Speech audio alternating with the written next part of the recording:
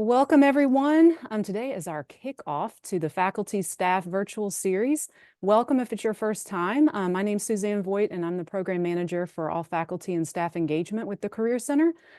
Each month, I host a different training, so I hope you'll be able to join us for future sessions as well. But today we have Scott Deyo. Is it Deyo or? Deyo. Deyo, got it, yes. From Ombuds, and Scott's just an amazing individual with extremely, very valuable knowledge. And I just wanted all of you to be able to hear from him today. He's going to be talking all about how to give and receive feedback really professionally and adequately and just thoroughly to your colleagues. So come up with questions, get ready to ask questions throughout the presentation and at the end. And then I will follow up at the end of the presentation with the slides, as well as his contact information and additional resources. So with that, Scott, I'll hand it over to you. Thank you so much for being here today and sharing this with us. It is my pleasure. Thank you so much. Thanks to everyone for being here today. The topic is giving and receiving feedback, informed by experience, backed by research. And so I want to tell you a little bit about myself, just to give you a background. Actually, as the Ombuds, I don't know how many of you have heard of the Ombuds before. I've been here for a couple of years now, but basically the idea of an Ombuds is to have a safe place for folks to go to have a confidential conversation about a workplace challenge that you're facing, right? And to think through what are some options for addressing it, and what are some of the pros and cons of those choices to help you come up with a decision on how you'd like to proceed. So yeah, in many ways, I'm a thought partner. Also, if you look on the right of the screen, I mentioned confidentiality, but I'm also a neutral third party, right? In the sense of, being an independent person, not part of the administration, not part of HR or any other line office, really, just to be able to have that place to go to informally think about these things. I'm not a place to file a complaint, or I'm not investigative or adjudicative. I don't tell folks what to do, but really when you're faced with these challenges and you don't know where to go, and Ombuds is a great place to start to talk through it. So I have my contact information there. There's a website down there. You can always go on my website and hop on my calendar at any time and however you'd like. If you want a phone call, a Zoom, or come see me in person, it's up to you. So that's basically what an Ombuds is. And a lot of people are like, how do you become an Ombuds? Why? Where do you even think about doing that? And so just a quick background. Here's my visual vitae, right? I went to James Madison University, and actually before that in high school, I was a peer mediator. So I got involved with a mediation program on campus. I thought it was really interesting. By the way, I also grew up with a learning disability, and I interned. There was a federal workforce recruitment program that had internships for persons with disabilities. And so I actually interned at the Department of Defense in the Pentagon in the Diversity and Inclusion Office. Equal opportunity office. And so I learned all about formal complaint systems and also about mediation on how to resolve those types of disputes. And that potentially there was an opportunity for a career. So I thought, I really like this mediation thing. So I got a master's in conflict resolution at George Mason, and then went to go work for the same office that I interned in and started their dispute resolution program. So I spent the first few years of my career mediating diversity and inclusion issues at the Pentagon, and then I got promoted, and a couple of times, and became the director of that office. And I shifted from being the informal mediator to resolving managing the formal EEO complaint process. And I remember one year I wrote in my evaluation that I reviewed 17,000 pages of investigative files in one year. And I was like, you know what? I'd really like to get back to the informal side. And there was one case that did it for me, that really motivated me. And I'll tell you about it real quick. We had a gentleman who had filed 17 formal EEO discrimination complaints in our office. And I learned with my EEO director colleagues across the Department of Defense that the same individual had filed 100 formal EEO cases across the DoD. To make a long story short, I had an opportunity to talk to this gentleman. I said, what's really going on? And he said, well, my main concern is that these jobs are only posted, advertised for 1 week. So clearly, this is a pre-selection issue, and folks already know who they're going to hire, and it's not fair for anybody else, to go through an unfair process, right? And it's like nobody else has an opportunity to try to get that job. And so I said that's an outstanding issue, but it's not based on discrimination. It's based on good leadership skills and proper practices of HR, right? And so what would you like me to do about that? And he said, I'd really like you to talk to the head HR person at the DoD and reinforce principles of fairness in the hiring. I said, no problem, I can have that conversation, done. And as a result, he dropped all 100 cases across the entire Department of Defense. In conflict resolution, we talk about interest-based processes. His position was X, that this process was unfair. He was using a process that wasn't exactly tailored to what his concern was. And by trying to get to understand what the underlying concerns were and addressing that underlying interest, it brought about a resolution. And it was really motivating for me to say that these principles, these conflict resolution principles work. And so I was like, this is kind of a great example of what an ombuds does. And so I left that job and went to the Inspector General, National Geospatial Intelligence Agency. I was the ombuds for the National Park Service for a couple of years, went to Energy and U.S. Green Building Council, and then got out of DC because I was quite frankly fed up with the traffic, and moved to the lovely Charlotte. And it's been wonderful. Coming up on my 2-year anniversary here in a couple of weeks. So I am happy to be here. I'm very happy to be able to talk through some of this with you in a little more detail over the next hour or so. So when we take a balcony view of what we're going to go over today, kind of want to go through this idea of interest-based problem solving, because the foundational ideas of conflict resolution are embedded here. How do you raise concerns? How do you disagree with colleagues or raise concerns? How do you address each other in a productive way? And so this idea of giving and receiving feedback, we can't completely take that by itself without looking at collaboration and teamwork and organizational effectiveness, right? So those other principles are going to be peppered into this presentation today. And so I want to talk about that. And again, with the idea of raising concerns, how do you disagree with your boss? How do you raise a concern about disagreeing with a chair, a dean, or a vice chancellor or something, right? And raise that concern productively. There's some principles in psychological safety that can help inform practices. And again, my background, master's in conflict resolution. The idea was, is there a way to bridge theory and practice? So I feel like I do a lot of that. And so, and I look at a lot of research. And by the way, there was a recent dissertation from one of our own in organizational science who looked at pit crews and how they debrief each other to improve their performance. And so there are a few key learning points that are related to feedback that I think will be important. It'll be fun to take a look at. But then we're going to really dive into, some of the different models out there and how to, what does the literature say about building a feedback culture? Not just from an individual level, but again, from the micro to the macro level. So then we'll talk about collaborative engagements, and how do you build collaborations within your teams or across teams, depending on the situation. So sound good? Ready to go? All right, let's do this. Again, as an ombuds, I kind of want to lay this foundation out to kind of what are the types of complaints. We're looking at conflicts and problems in the workplace. What are we hearing? This is the latest and greatest from this academic year, July to December 2023. And we're tracking exactly, number and volume and types of issues as last year. So this is very consistent. But leadership style and impact is number one. It is the number one issue, and I'll get it now. If you go to my website under the annual report, you'll see you'll see more information about that in a little more depth. But I'll go over it real quickly. So the second type of issue that comes up is colleague and team relationships, followed by personnel and administrative issues. But taking that top issue, leadership style and impact, what are the things that I'm hearing, right?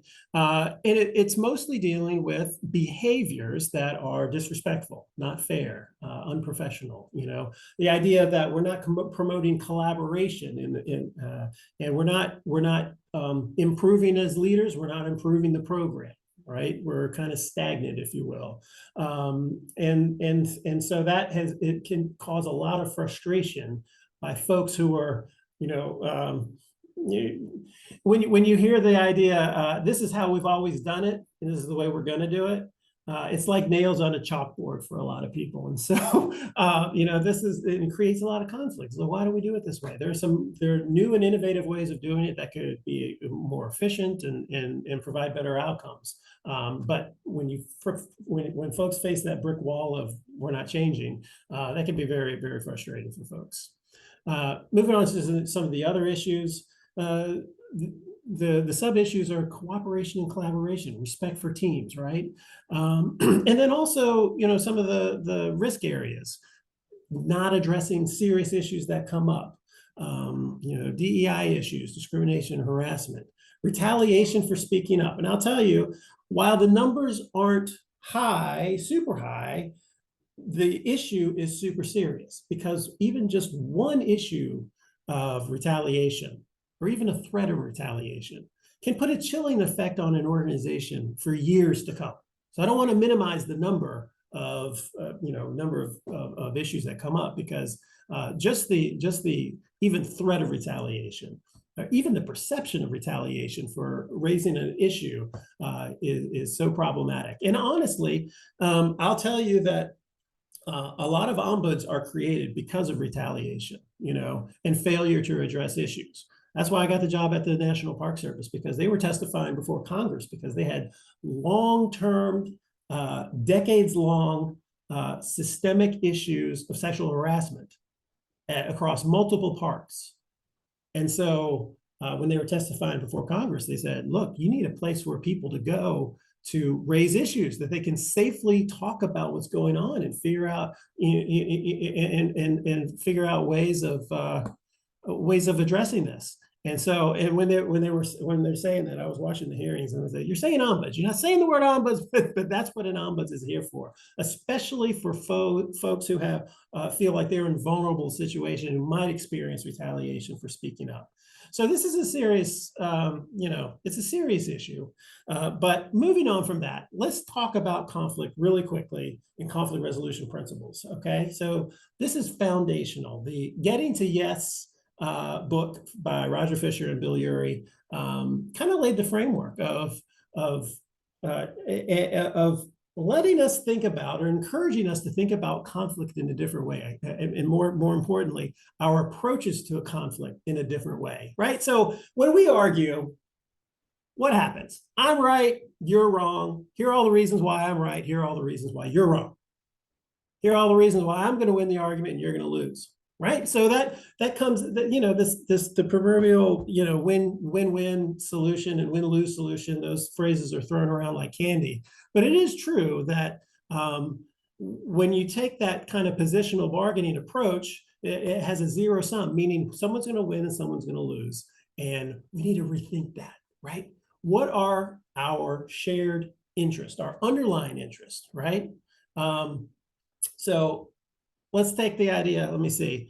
I want a promotion. Okay, let's just take that concept. Somebody wants a promotion. You want a promotion, right? What is that promotion? Why do you want that promotion?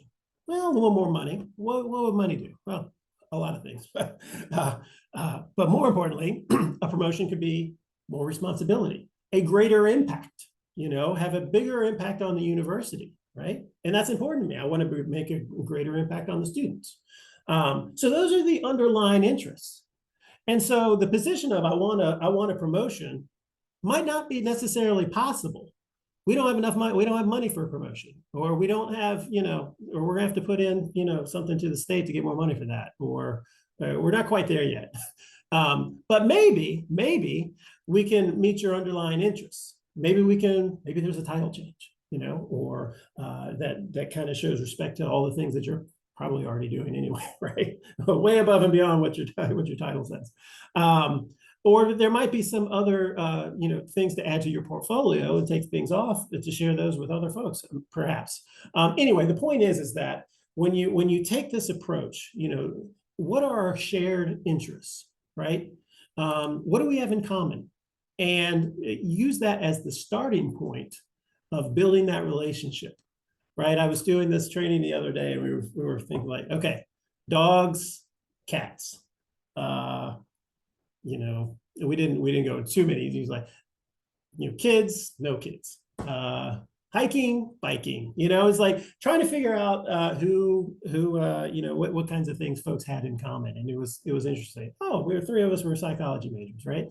And so trying to get to know folks and understand them and figure out, getting to know folks as professionally, but also some personal things too. You make some connections on folks, and you get to understand what are your underlying interests, and you can just ask those questions, right? What does that mean to you? What does a promotion mean to you? Why is that important? You tell me more about that, right? And so you get to understand what those needs and interests are, and it can help inform. It can help you be innovative about the types of outcomes that are within the realm of possibility, right? So we want to be innovative about the types of things that could be potentially solutions to these difficult problems, and use this process to expand the pie for everyone, right? So all right, so I had a slide to phrase that. I already talked about it.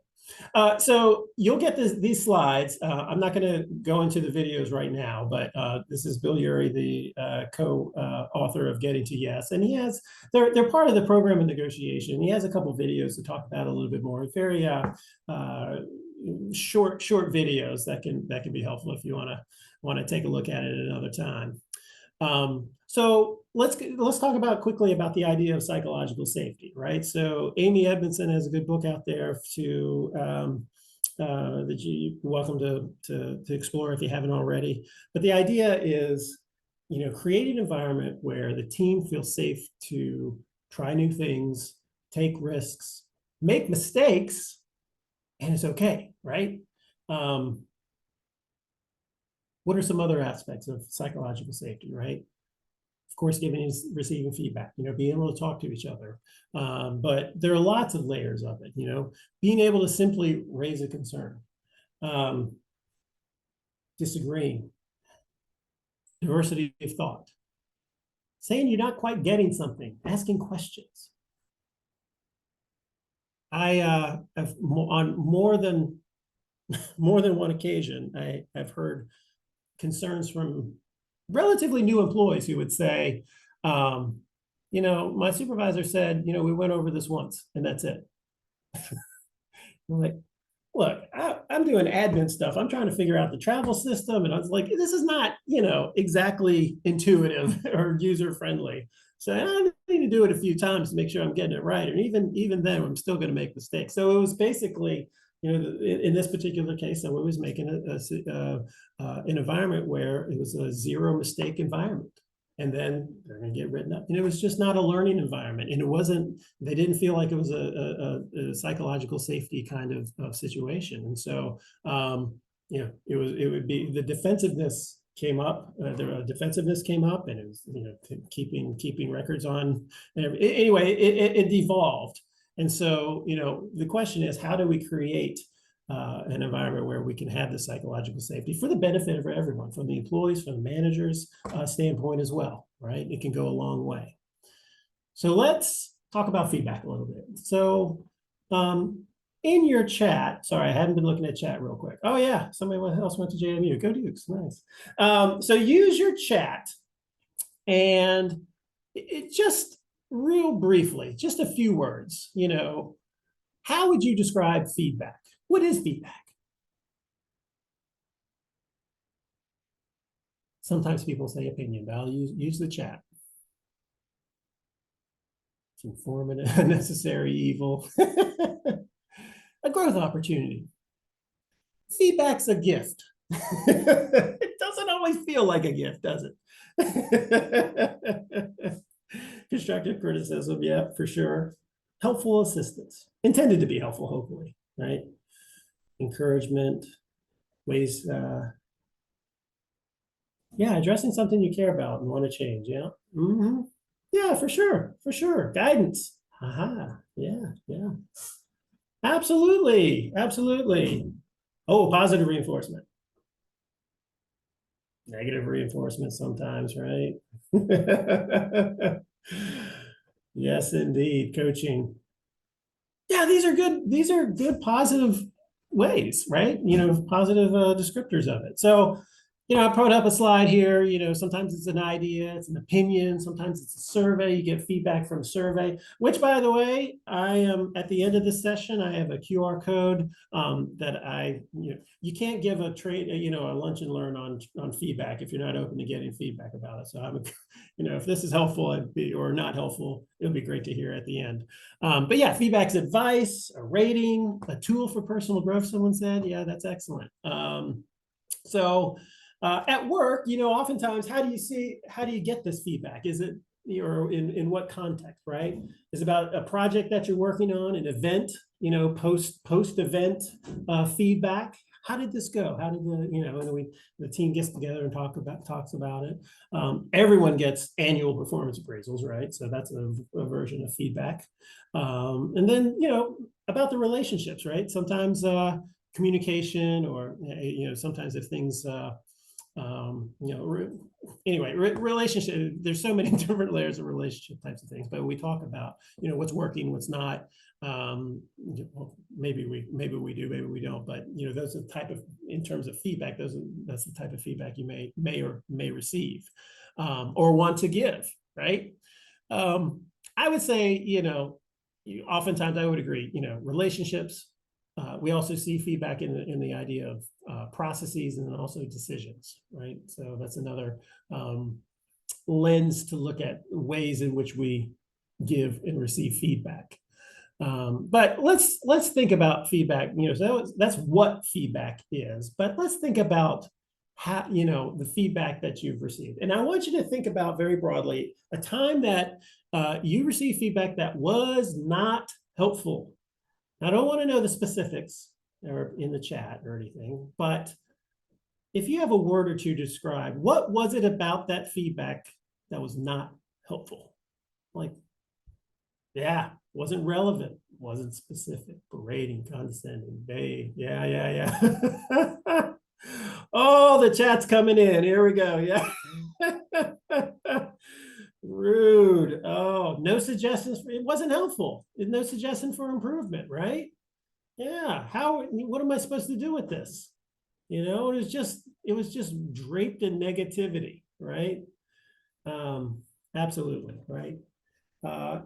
Maybe it wasn't even fair criticism, right? Maybe it wasn't even based on anything, So absolutely right. So what does the research say on the feedback that we're giving?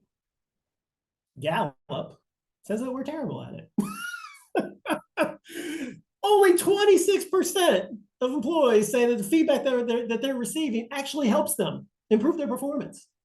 So that's not very promising, right? And as you were saying in the chat, feedback's often wrapped in this bow of criticism, right? And so we're like, I don't want. It makes you retreat from it, especially if it's continuously from a critical standpoint and not a helpful standpoint, right? And if it's unsolicited, especially, you're going to get defensive. Of course, we naturally get defensive, right? And it's very stressful, right? So, and let's talk about that for just quite a short minute. We have naturally, physiologically, that fight or flight, but there's a lot of research. This one came from the Harvard Medical Center about your brain on stress, right? Or even your brain on conflict, if you will, right? What happens when we're stressed?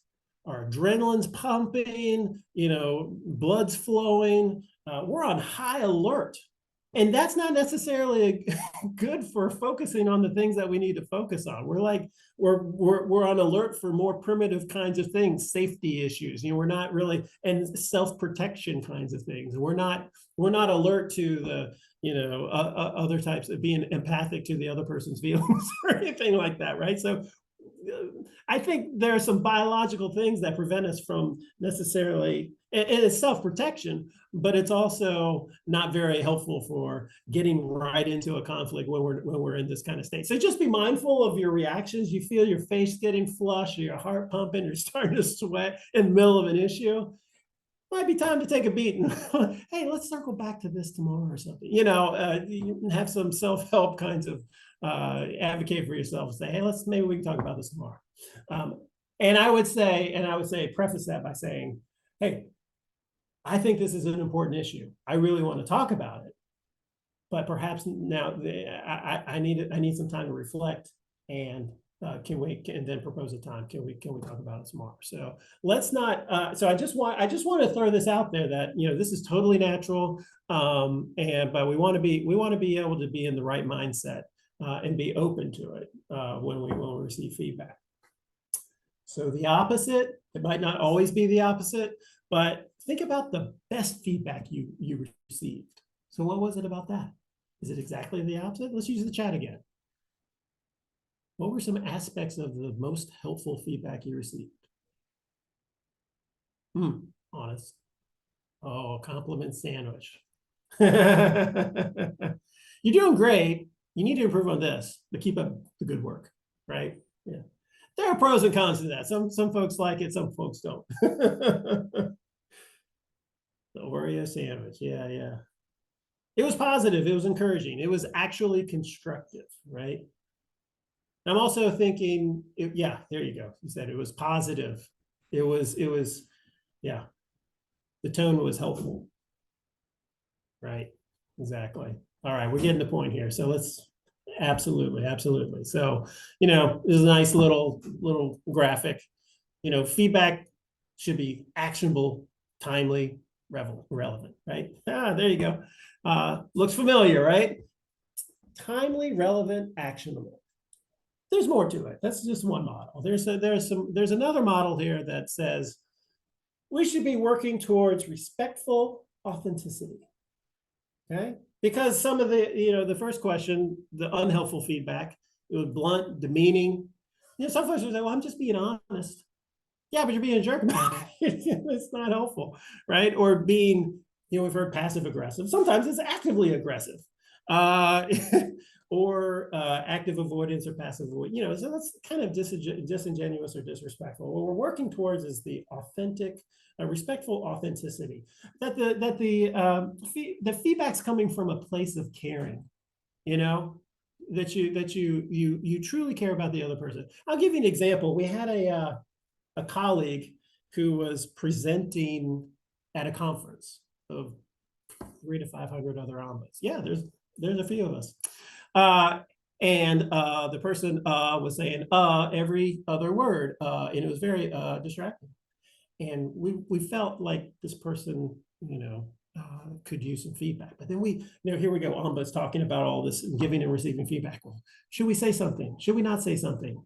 You know, we really care about her. We care about the, you know, the impact that she's having or the perception. Would she be open to it? Who would be the best person to talk to her? You know, so we're having these conversations, and ultimately we figured out, a close personal colleague decided to, you know, ask her if she was open to feedback. And she was, and the feedback was shared, but it came from this respectful, authentic place of caring. And it was well received in that particular case. So more research. Thanks for the feedback. This is from Douglas Stone and Sheila Heen, again, also from the Harvard Program of Negotiation area. Thanks for the feedback. It's a wonderful book, and actually, Sheila Heen, there's a link here to her describing the book. It's great. I would encourage. I'm not going to show it here, but I'll encourage you to go take a look at it. But essentially, the points are. The point that they're making is that we tend to go about feedback in the wrong way. When you're looking at authoritative relationships, and it's like, well, I'm going to decide what you need to learn, and you're going to go learn it, and your performance is going to improve. It's like, this is wrong. This is not how we should be doing it. We need to have the person who's learning be in charge of their learning, right? We can't shove it down someone's throat and have them just not have a say in it and then mandate it. Now, that being said, I understand there's some things that certain skills or technical things that need to be learned. That's fine, but we're more broadly, we want the receiver of feedback to be able to be self-motivated, if you will, to learn it, right? To be able to take it in, to make sense of it, and then apply it, right? To improve. So it's a great book. And I certainly encourage folks to take a look at it. But that's the main point. And a lot of research, another area of research, confirms that and reinforces that. We need the person who's learning to take ownership over, to take in the feedback, to assimilate it with the idea of improvement. But how do you do that, right? So our own Krista Engelman of the recent PhD in the organizational science department, looked at pit crews, right? They kind of like football. We've seen football before, right? And we kind of learned how they look at the tapes, right? They look at the videos of, well, we could do this better, we could do this better. Well, the pit crews do the exact same thing. They have a video up and they show how they're doing. And I think they talk about, how they're going to improve by 1 second. And so what they do is, they're all there together looking at the video, right? And the research of how they do this was amazing, right? And so here are a few bullet points on what they do in terms of giving each other feedback, right? So the first one is so important. It's like, we're all here to improve. I mean, we all have the shared mission of winning, right? And so the faster we do our job, the faster they can get back out there and win the race, right? So there's that expectation. We're all going to try to improve, right? Have you ever seen them take off the tires, by the way? Like, that's crazy. It was like, but they're always looking to do it faster, right? So continuous improvement. And the way that they talk with each other, it's like, this is not about fault or failure. This is not a blaming kind of situation. They're not pointing fingers and saying, you screwed this up, and look right there. Look what you did. Why'd you do that? That's not the tone that they set. So I have the bolded bullet there that says, open, blameless facilitation to affect change, right? It's blameless reflection. And in fact, what they found was, when they do it this way, people start noticing their own behaviors, like, oh, I should have done this differently, or I should probably do this. I should put my hat on backwards. So I don't know. I'm just making this up. But they were self-identifying areas of improvement by looking at the video. And again, you can do that when you have an expectation that we're here to learn. What can we do differently? What can we do better? And we're not going to be blaming you. It's not a blaming kind of situation. Moreover, if there is a truly, big screw up, if you will, they don't dwell on it. They don't focus on it. They move on from it. And that's they say, and we're going to help everyone move on. We're going to help you move on. It's like, so it's that idea of support, so anyway, I really love reading this dissertation. I have all the links to all the references on all of these charts. I hope I have them all there. But I know there's a link there if you want to go take a look at it as well. But these were some of the points that I thought were fascinating, right? So let's talk about feedback culture, right? We talked about individual types of things. We'll talk about this as well. When you're talking about a feedback culture, what does it mean, right? So yes, continuous improvement that we're going to provide is setting the expectation. We're going to be providing feedback to each other, and it's going to be respectful. And then it's not just it's not just okay to provide feedback and differences of opinion and all that it's expected. It's part of the norm. It's part of what we do. And this is how we're going to do it, right? In a psychologically safe way. We're going to create that environment like the pit crews where we can talk about these things, right? but let's think about it from 4 different areas, right? In the first, I mean, obviously growth mindset underlies all of it, but you know, we have developing a feedback relationship. Okay, I think this piece, by the way, is missing in a lot of work relationships. But I'll get into that in just a second. But we'll talk about it from developing a feedback relationship. If you're the receiver of feedback, if you're giving feedback, and then more broadly for some of the senior leaders, what can we do within the organization, right? So I'll take a minute to kind of go through these really quickly. From building a feedback relationship, it's essentially just having that open communications, like we're going to give feedback to each other, right? It's an alliance. It's a partnership. We're going to give and take. We're going to learn from each other. It's not just, I mean, yeah, we can do it amongst peers, but if it's a supervisor subordinate kind of situation, it's leveling the playing field. We're going to learn from each other. And I think typically we don't have time to talk about these things, right? We're so busy, overloaded with work. We're going through the punch list of things that we need to do in our projects and our status, and like how's it going with this, that, and the other on the specific mission related things. We don't spend enough time talking about feedback or our working relationship or professional relationship. Are we communicating enough? Are we communicating too much? Are we talking about the emails that are sent at 1 o'clock in the morning on Saturday? What impact's that having? The point being is that giving and receiving feedback is we have to build a foundation and set the expectations for what that feedback's going to look like before even engaging in it. It's kind of setting the tone and setting what the expectation. What is it going to look like? Are we gonna give each other feedback on Monday morning? Are we going to have coffee? We're going to do it over lunch once every so often. So I think it's important to figure out, what would you like to accomplish in that feedback? What are your goals, right? What do you like to see happen after you develop, your goals? So you want to see some action plans, right? And then how did that go? We know we need to try this to improve on that. We tried it. How did it go? And have some reflection, right? So that's building we're going to be talking about that, right? So that's the feedback relationship. Again, if you're receiving it, it's so hard to receive feedback sometimes, that defensiveness. Let's not deny the seriousness of defensiveness and the amygdala hack that can happen with that, and our natural reactions. It's not easy.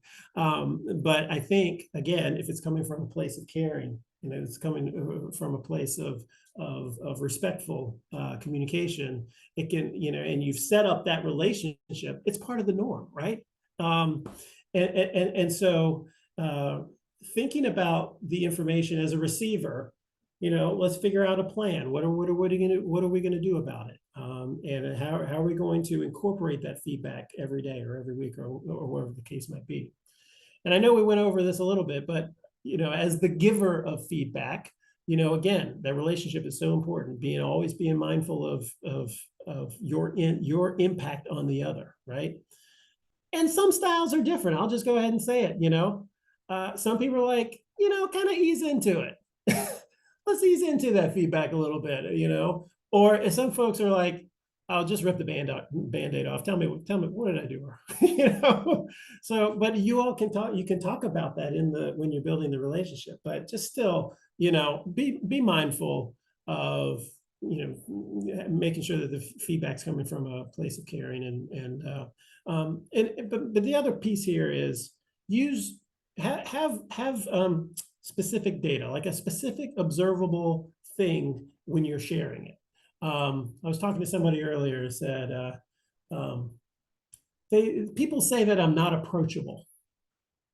Not me. So maybe I am. But the person said, like, I don't understand that it wasn't specific. There wasn't a specific. There was nothing that I could do about that, and I don't know how to change that.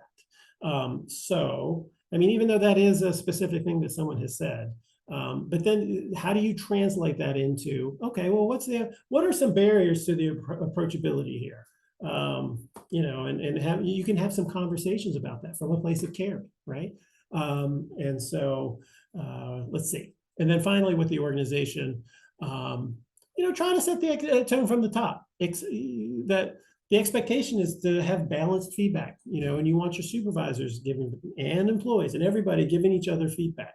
On the faculty side, I mean, like, you know, chairs get feedback from faculty. We don't necessarily see that on the staff side. It's usually top down and not, you know, bottom up, right? So maybe there should be some equity there, equitable systems and consistent systems in academia. And I've heard that a lot, you know, it'd be good to be able to provide some feedback, you know, but this process is more about you know, everyday collaborations and communications and setting that environment that we're going to learn and grow with each other in that using that non-judgmental framework. One more model that I'd like to go over real quick is this idea of collaborative engagement, right? So we're going from individual to more micro to macro level kinds of engagements, right? And as I said before, we can't necessarily take away individual feedback, you know, from the idea that this is all connected to teams and collaboration and group, you know, success, right? So collaborative engagement.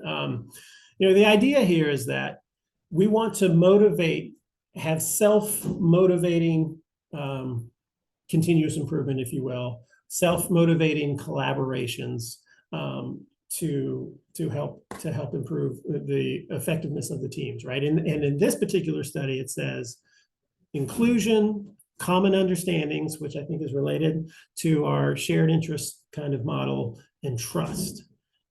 Those three elements, those three ingredients help build engagement, which is a buzzword they're always using, but we're just going to run with it right now, which then translates into, you know, some self-governing agreements, right? So what does that look like? And what are some elements of that? So on the inclusion side, right?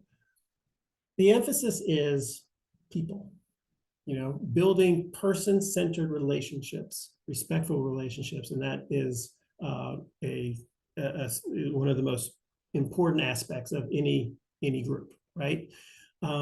If you're working on a process or a change initiative, making sure that everyone who has a say in it has the opportunity to give, you know, share their piece, disagreements or otherwise. And in fact, I would say, make sure you get folks who you know might disagree with it to get their opinion on it. You know, actively seek their input,